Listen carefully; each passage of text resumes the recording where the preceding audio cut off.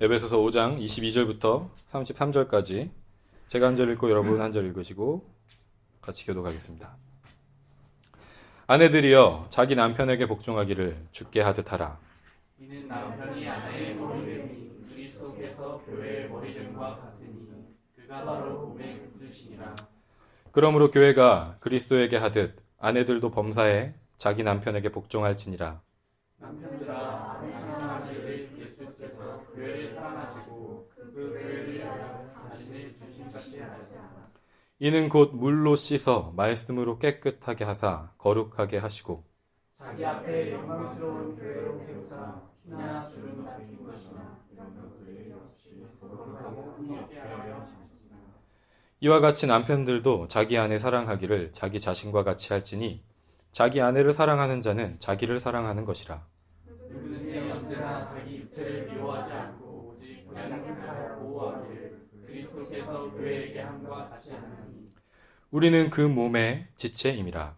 그러므로 사람이 부모를 떠나 그 아내와 합하여 둘이 한 육체가 될지니. 이 비밀이 크도다. 나는 그리스도와 교회에 대하여 말하노라. 그러나 너희도 각각 자기 아내 사랑하기를 자신과 같이 하고 아내도 자기 남편을 존경하라. 아멘. 아멘. 그리스도와 교회라는 제목으로 같이 하나님 말씀 나누겠습니다. 가정의 달이죠. 5월은. 5월은 가정의 달이고 사실 한국 교회에서 저번 주는 어린이 주일이고 오늘은 어버이 주일이에요. 근데 사실 여기에 지금 어버이가 저밖에 없잖아요. 네.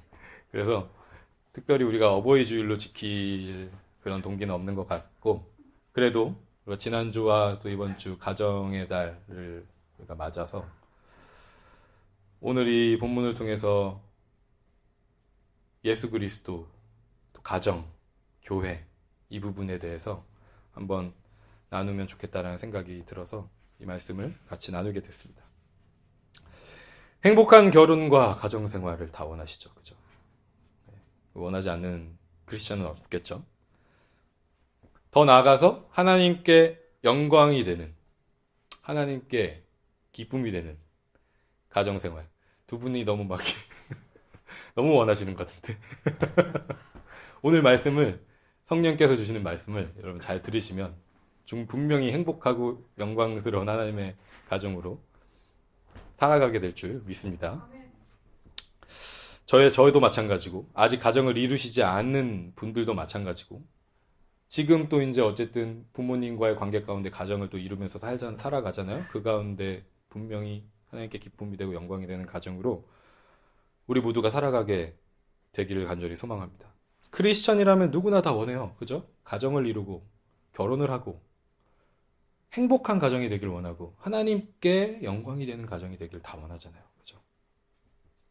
그런데 오늘 본문을 통해서 우리가 첫 번째로 생각해 볼 수 있는 것은 이 행복한 가정, 하나님께 기쁨이 되는 가정의 뿌리가 어디에 있느냐? 올바른 부부 관계에 있다라는 거예요. 올바른 부부 관계. 가정의 최소 구성 요소잖아요. 그죠?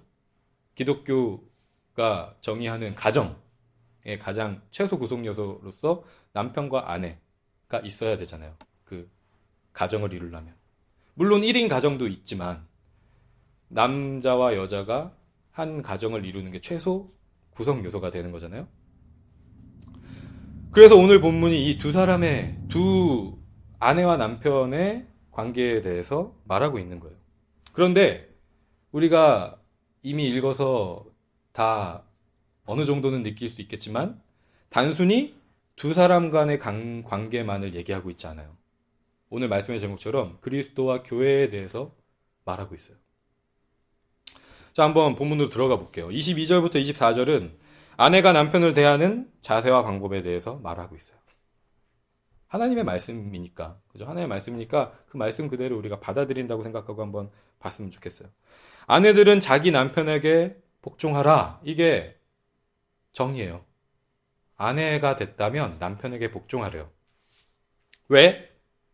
오늘 말씀의 근거를 통해서 보면 남편이 아내의 머리이기 때문에. 이 남편이 아내의 머리가 되는 건 뭐와 같냐면 그리스도께서 교회의 머리이신 것과 같대요. 그렇기 때문에 몸인 교회가 머리인 그리스도에게 복종하는 것처럼, 그죠? 우리가 몸으로서 그리스도에게 복종하여서 그 말씀대로 살아가잖아요. 그런 것처럼 아내가 남편에게 복종하는 것이 마땅하다. 그렇게 하라라고 하나님께서 우리에게 가르치시는 거예요. 자, 일단은 여러분 그냥 잘 따라와 보시면 좋겠어요. 사실 많은 여성들이 이 말씀에 거부감을, 말도 잘 안 나오네. 거부감을 가지고 살아가고 있는 시대예요, 이 시대는. 그죠? 그건 인정해야 되잖아요, 우리가. 왜 그런가를 우리가 살펴보면 온전한 어떤 올바른 가정의 그런 모델이 제시되지 못하는 그런 시대를 우리가 살아가기 때문에 그래요.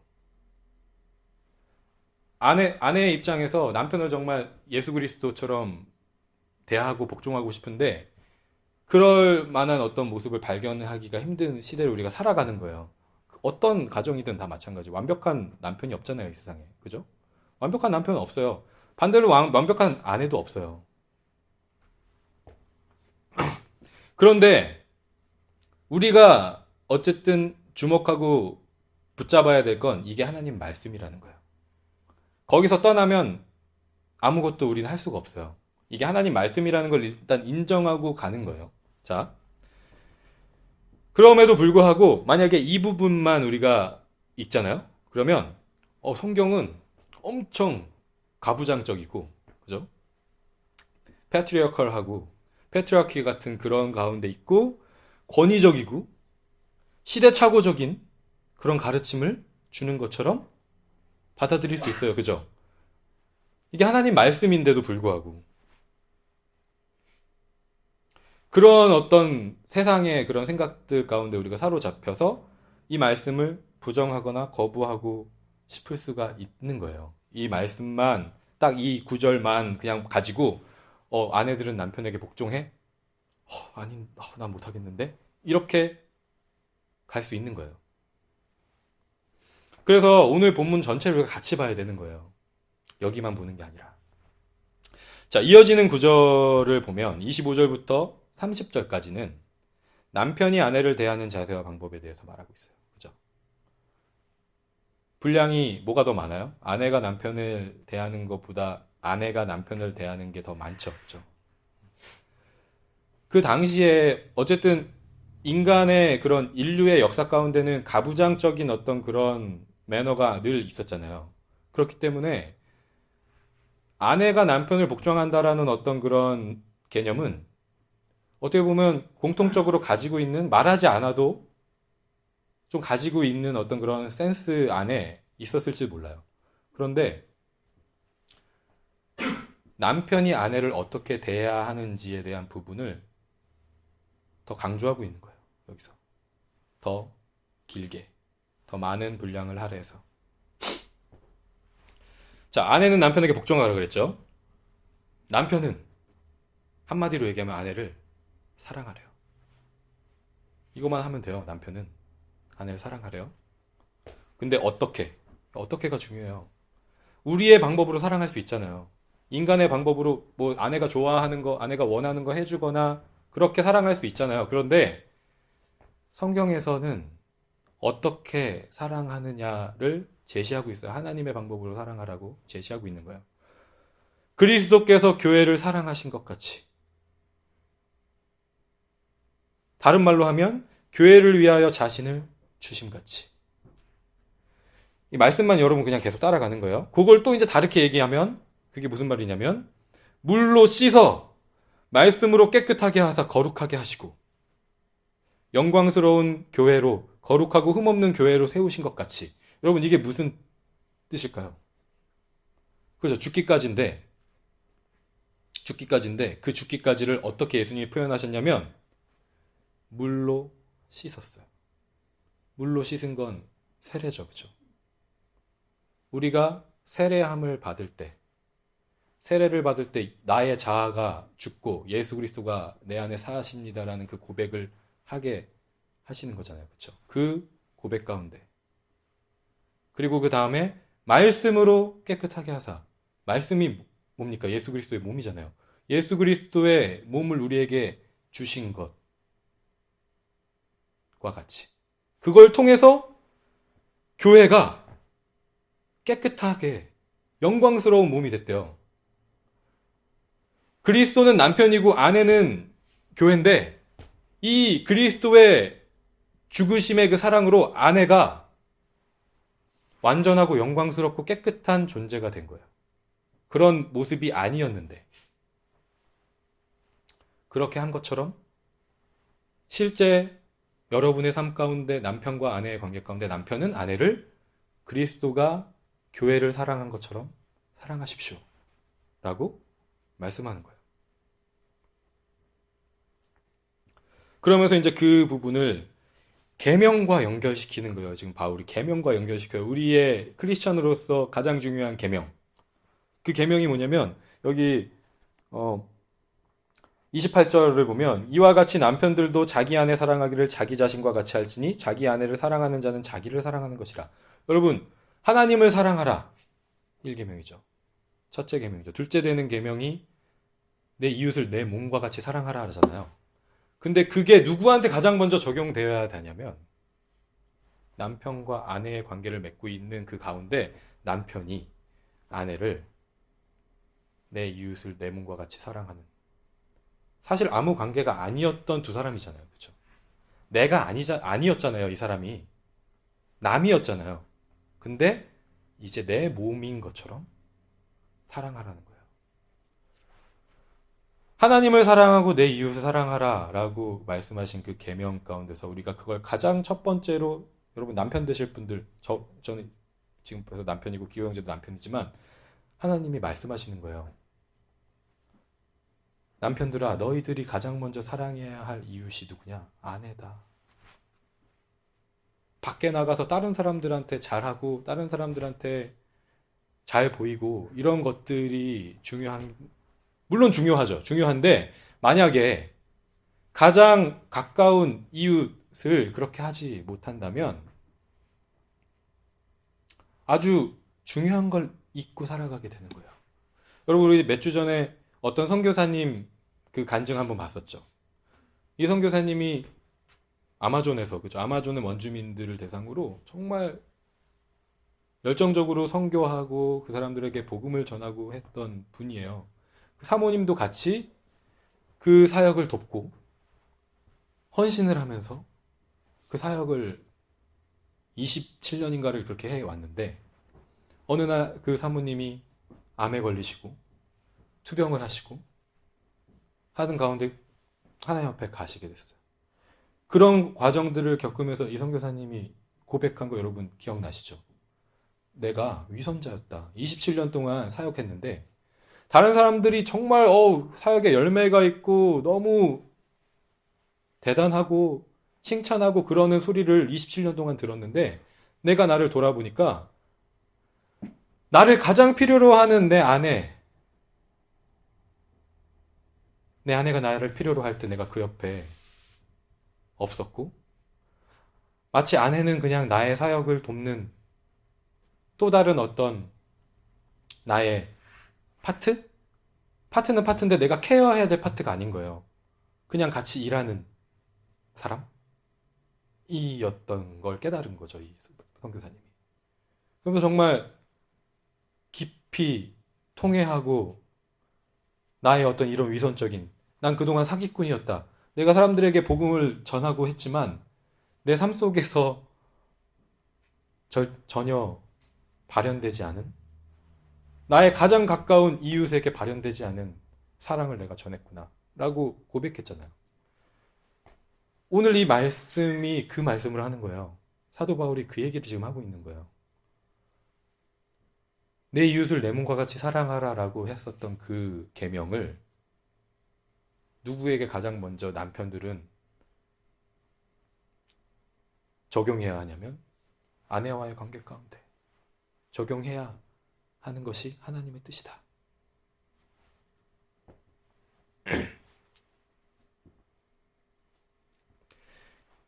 왜 그러냐면 그리스도가 머리로서 몸인 우리를 사랑하신 것. 그러니까 예수 그리스도께 이 계명을 적용하면 그런 거잖아요. 그리스도가 자기 몸과 같이 우리를 사랑한 거예요. 왜냐하면 교회 전체 교회를 봤을 때 머리가 예수 그리스도고 몸이 우리가 있는데 이 그리스도가 자기 몸을 사랑한 것처럼 우리를 사랑한 거잖아요. 그렇죠? 그걸 먼저 보이시고 행하시고 모델로 우리에게 주신 거죠. 부부 생활의 완전한 모델은 그렇기 때문에 오직 그리스도신 거예요.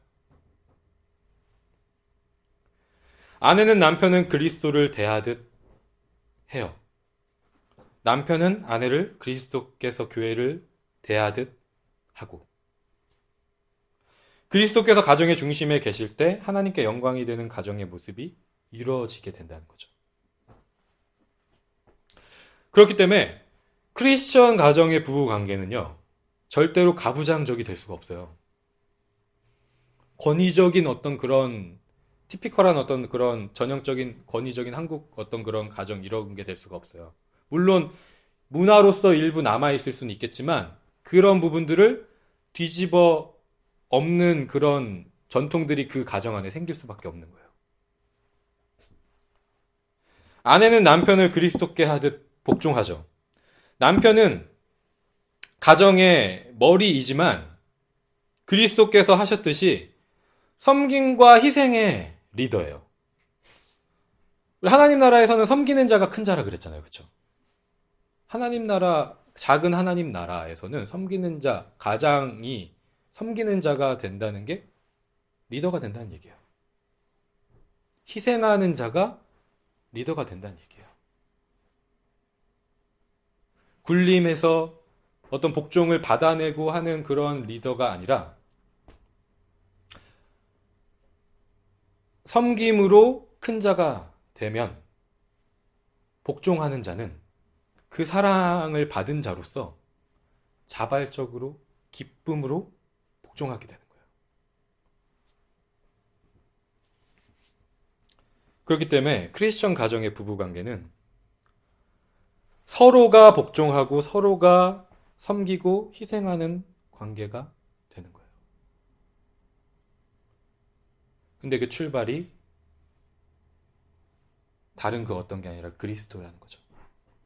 그리스도가 우리를 어떻게 사랑하셨는지를 깨닫고 알 때 아내도 남편도 서로 복종하고 사랑하고 희생하고 섬길 수 있다는 얘기예요.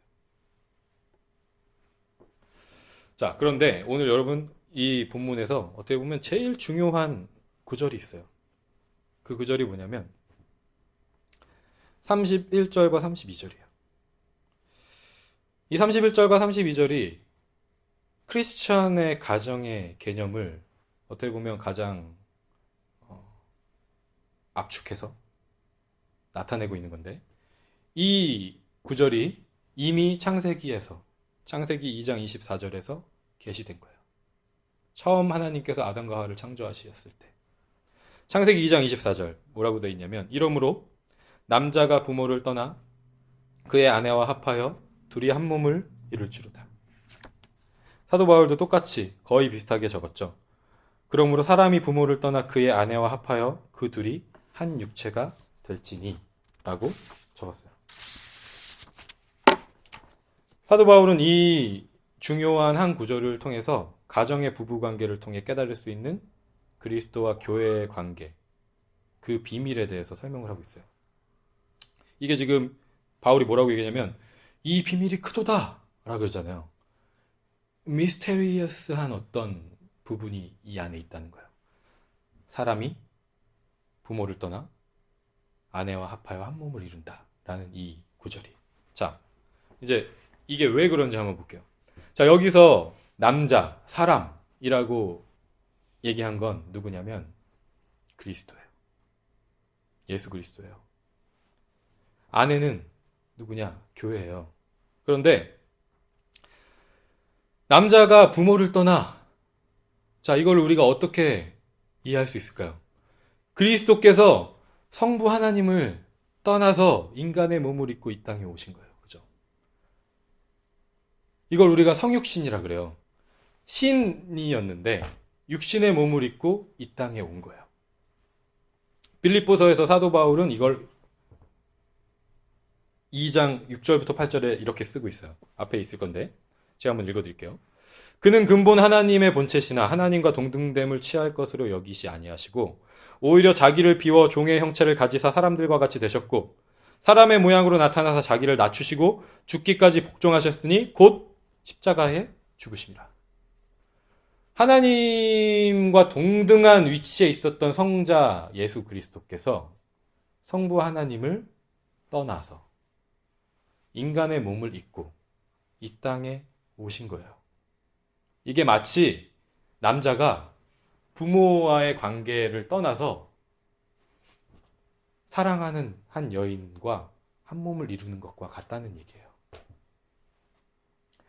그러면 예수 그리스도께서 인간의 몸을 입고 성육신 인카네이션을 하신 이유와 동기가 무엇인가?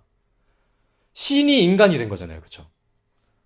영원한 존재가 유한한 존재가 된 거예요. 그 이유가 무엇일까? 여러분 반지의 제왕 영화 다 보셨죠? 거기 보면 다양한 종족들이 나오잖아요. 근데 그 중에 제일 찬란하고 이렇게 예쁜 종족 있잖아요. 엘프. 그죠? 근데 엘프가 영원한 존재잖아요. 엘프는 원래. 그죠?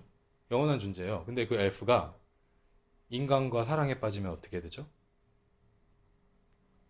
그 엘프가 인간과 사랑에 빠지면 인간처럼 유한한 존재가 돼요. 그 엘프가 어떤 인간을 사랑해서 결정하는 거예요. 나는 이제 나의 원래 그 엘프로서 가지고 있었던 정체성, 그 조건, 영원한 어떤 존재로의 그걸 포기하는 거예요. 왜? 너무 사랑하니까. 반지의 제왕은 기독교적인 그 백그라운드 속에 많은 그런 기독교적인 그런 개념들이 있잖아요. 그 엘프도 마찬가지예요. 엘프의 그 인간을 사랑해서 인간이 되는 거예요. 원래 자기 엘프의 지위를 버리고 인간이 되길 결정하는 거죠.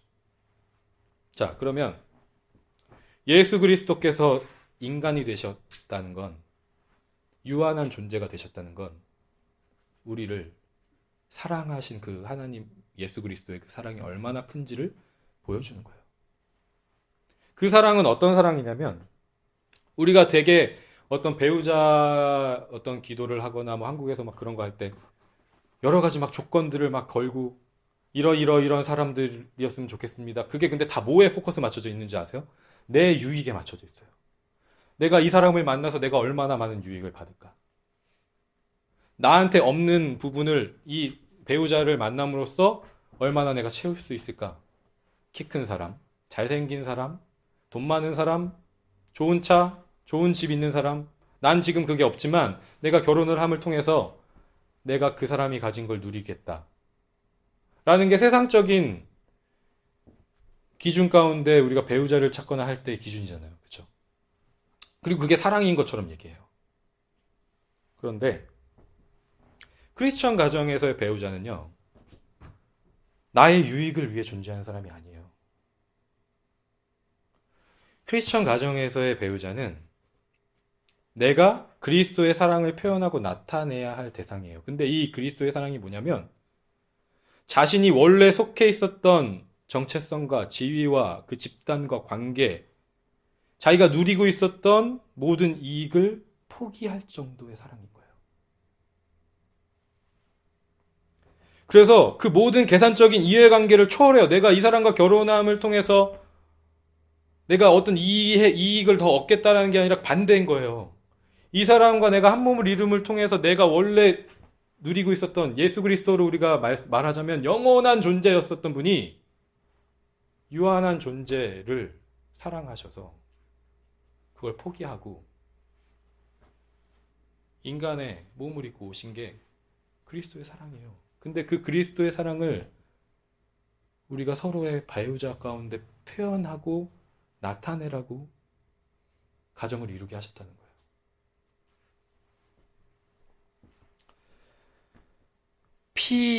피는 물보다 진하다라고 그러잖아요. 그죠? 인간의 관계 가운데. 근데 그거보다 강한 게 그리스도의 사랑인 거예요.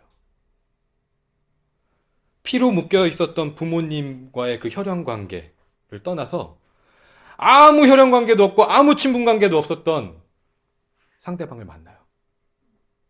다 포기하고. 그렇죠? 아무리 반대해도 부모님이 절대 안 된다고 막 반대하는 그런 가운데서도 나랑 전혀 관계가 없었던 사람인데 너무 사랑하니까 이 부모를 내가 떠남을 통해서 생기게 되는 불이익, 뭐 어떤 재산 상속을 못 받게 된다거나 그럴 수 있잖아요. 그렇죠? 그런 것과 상관이 없는 거예요.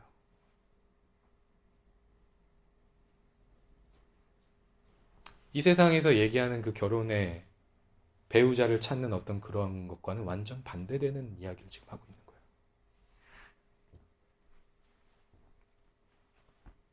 그리스도의 우리를 향한, 우리 교회를 향한 사랑은 그 사랑이 너무 커서 원래 가지고 있었던 기존의 관계를 포기하고 새로운 관계를 맺게 할 만큼 큰 거라는 거예요. 그렇기 때문에 우리의 결혼과 가정생활은요, 이 그리스도의 교회를 향한 크신 사랑을 서로가 경험하고 서로에게 실천하는 장이 돼야 되는 거예요. 우린 가장 가까운 혈연 관계였었던 부모를 떠나서 그 부모님보다 더 사랑하는 누군가가 생겨서 그 사람을 만나서 새로운 가정을 이루면서 예수 그리스도가 성부 하나님을 떠나서 이 땅에 오셔서 나와 맺으신 그 사랑의 관계를 실제적으로 경험하고 실제적으로 체험하고 누리게 되는 거예요. 그래서 아내는 자신을 너무나도 사랑하셔서 자신의 목숨까지도 내어주신 그리스도의 사랑에 반응하면서 기쁘게 남편에게 복종하는 거예요. 그게 있기 때문에, 먼저 받은 그게 있기 때문에 자발적으로 기쁘게 복종하게 되는 거예요. 억지로가 아니라. 그러니까 이 말씀이 더 이상 부담이 아닌 거예요. 나를 위해서 그 모든 걸 포기하고 이 땅에 오신 예수 그리스도의 그 사랑을 내가 받았구나. 그 사랑이 나와 남편과의 관계 가운데서 실제로 누려지는 거구나. 라는 그 깨달음 가운데 기쁨으로 자발적으로 복종하는 아내가 되는 거예요. 남편은요, 마찬가지예요. 자신을 너무나도 사랑하셔서 자신의 목숨을 내어주기까지 섬기고 희생하신 그리스도를 본받아서 내 안에 있는 걸로 하는 게 아니라 나를 사랑하신 그 예수 그리스도의 그 사랑, 내가 받은 그 사랑을 본받아서 이제 아내를, 나의 가장 가까운 이웃인 내 아내를 기쁨으로 자발적으로 사랑하고 희생하고 섬기는 존재가 되는 거예요, 남편이.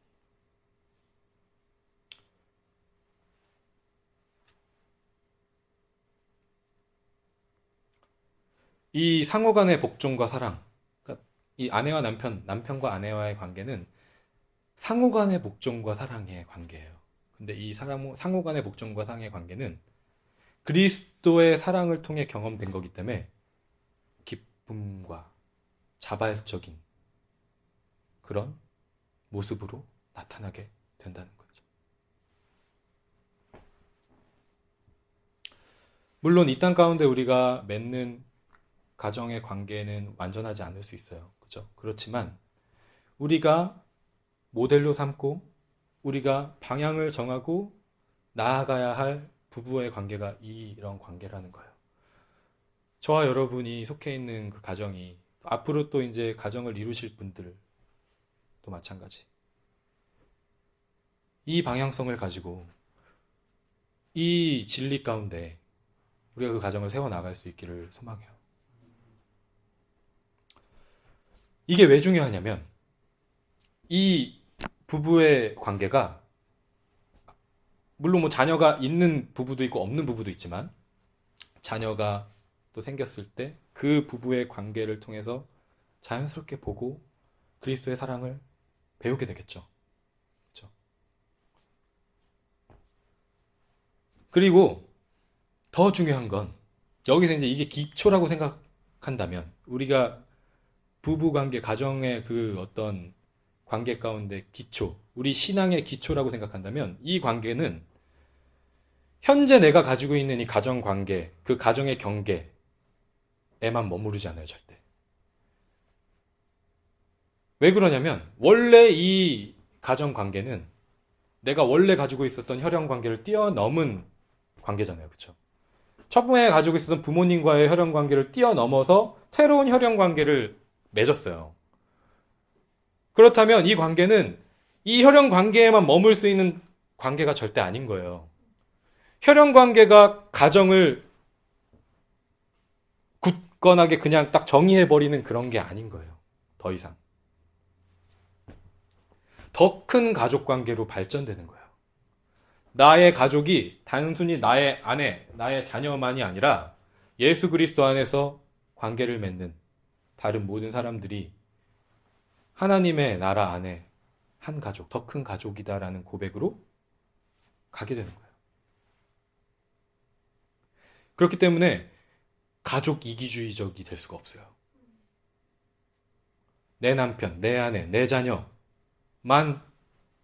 케어하는 가정이 될 수가 없어요. 이 가정에서 경험된 그리스도의 사랑이 교회 공동체로 확장되고, 내가 속한 직장으로 확장되고, 다른 모든 내가 속한 삶의 영역으로 확장이 될 수밖에 없는 거예요. 그 혈연 관계를 뛰어넘는 그리스도의 사랑이 흘러가게 될 수밖에 없는 거예요. 예수님께서 우리 저번에 사순절 기간, 사순절 고난주간 기간 동안 제가 예수님께서 십자가에서 말씀하신 그 말씀을 좀 이렇게 나눴었던 적이 있는데, 그 가운데 요한복음 19장 26절 27절의 말씀을 보면 예수께서 자기의 어머니와 사랑하시는 제자가 곁에 서 있는 것을 보시고 자기 어머니께 말씀하시되 여자여 보소서 아들이니이다 하시고, 또 그 제자에게 이르시되 보라 네 어머니라 하신데 그때부터 그 제자가 자기 집에 모시니라. 예수님의 육신의 어머니 마리아가 있었어요. 근데 예수님이 십자가에서 돌아가시는 그 상황 가운데서 요한에게, 사랑하는 제자 요한에게, 요한이랑 어머니 같이 있는데 어머니 마리아에게 어머니 여자여 보십시오. 그 옆에 요한이 당신의 아들입니다. 이제 요한에게 요한아 이제 너의 어머니다 라고 얘기해요. 여기서 얘기하는 아들입니다. 요한이 당신의 아들입니다. 이 나의 어머니 마리아가 너의 어머니다 라고 얘기하는 이 부분이 새로운 가족 관계를 예수님께서 선포하시는 구절이에요. 예수님께서 십자가의 죽으심으로 말미암아 세워지는 그 교회 공동체, 혈연 관계를 뛰어넘게 되는 공동체, 내 가족, 내 자녀, 내 남편, 내 아내만 주장하고 케어하는 그런 게 아니라, 내 부모만 케어하는 게 아니라 그걸 넘어서는 공동체가 됐다는 얘기예요.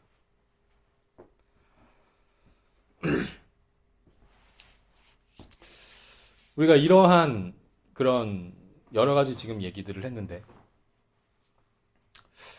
우리가 가정 가운데서 각자의 가정의 그 부부의 관계 속에서, 또 이제 자녀와의 관계 속에서 예수 그리스도께서 우리에게 주신 그 사랑을 표현하면서 같이 좀 쉐어하면서 그걸 누릴 수 있는 어떤 패밀리 트래디션 같은 게 있으면 좋을 것 같아요.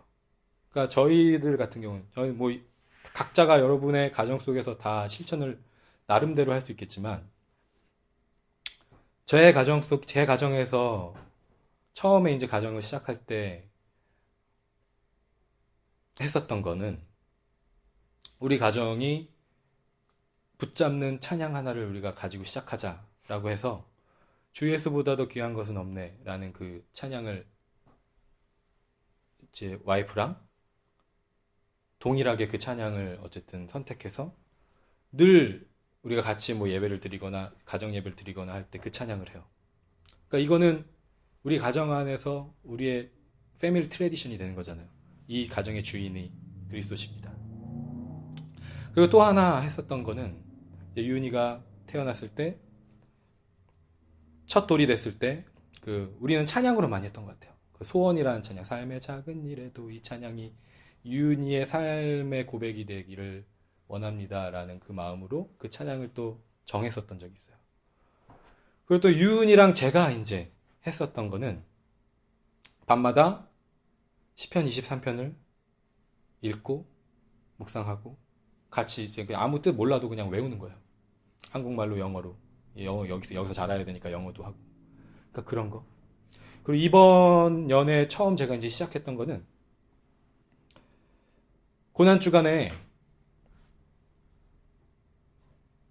고난주간에 이렇게 쭉 있으면 금요일은 성금요일이잖아요. 굿프라이데이잖아요. 근데 목요일은 뭐냐면 목요일은 세족식 목요일이에요. 원래 우리가 그 절기를 지킬 때.